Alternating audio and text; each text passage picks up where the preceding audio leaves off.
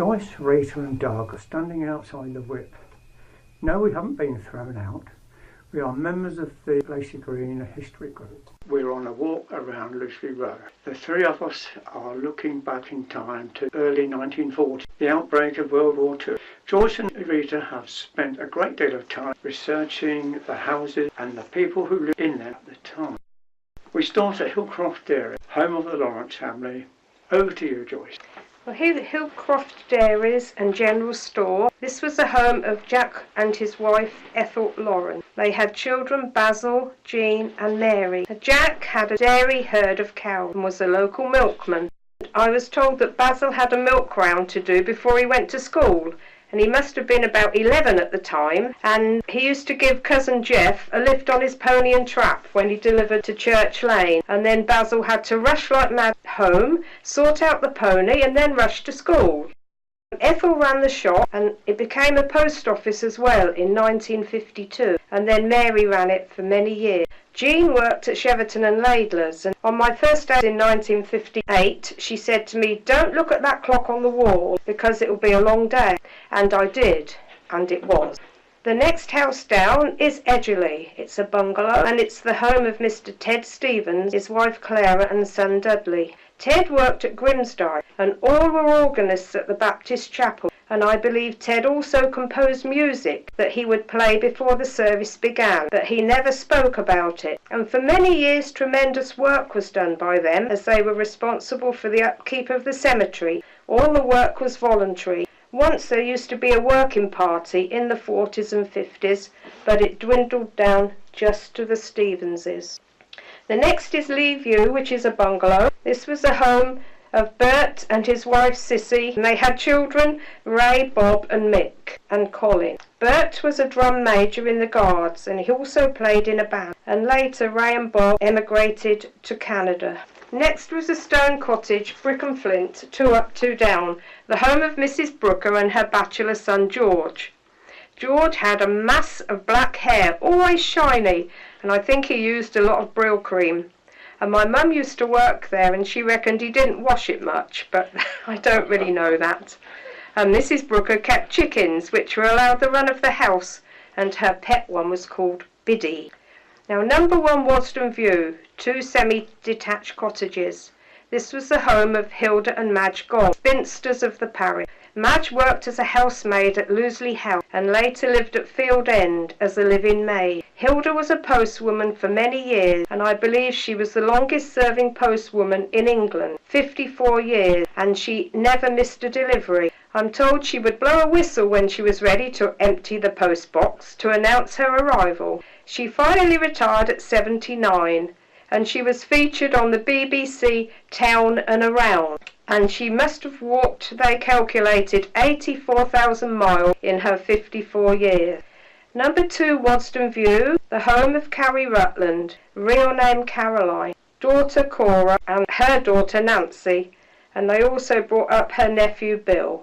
Next to that is the cemetery. This was acquired by the Baptist Chapel in 1910. Additional lands being added in 1917, which was used as allotment. At the cemetery entrance in the wall is a memorial to the 12 men of Loseley Row and neighbourhood who gave their lives for the country in World War I. We now cross over to the left-hand side and we're now going up the hill. The first house is Brayside. This was the home of Sid Hickman and his wife Louisa. Children Reg, Gladys and Frank. They had a workshop next to it and were local builders. There was also a lovely orchard with plum and apple trees. Next up the hill to Datcher. This was the home of Miss Annie Tompkins and Miss Hirons. Annie moved to Datcher from Sunnyside, now called Horseshoe Cottage, and also Mr. Benyon's home before he moved to Lacey Green. Ruskin, the home of Nurse Gator and Sister Bet. Nurse Gator had the pleasure of delivering me, what joy. She was also the district nurse, and I'm told she was very famous for her swearing. Chiltern Breezes, home of Reg Hickman and wife Mary. Children Jill, Betty and Alan still lives there today.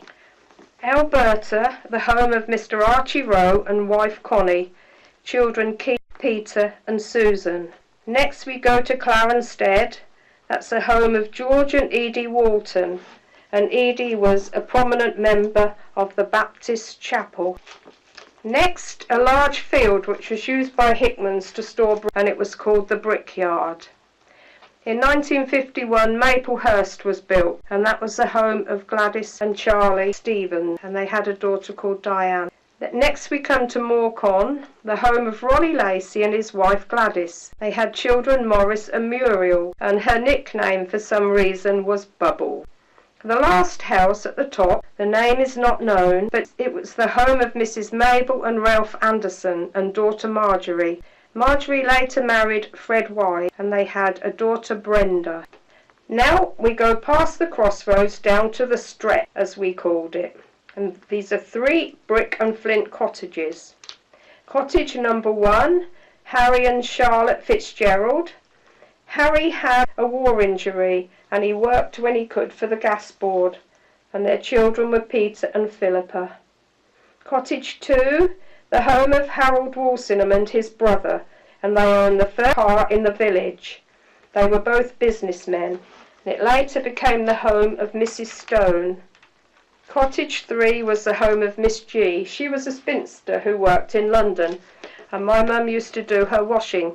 And I can remember how my mum used to carefully wash her silk stockings so she didn't ladder them when she was doing her washing. In those days, Mum didn't really have very much money, and so Miss G used to pass her shoes on to Sister Phyllis. And the shoes were far too small for her, and to this day she's got terrible bunions because she would wear the shoes.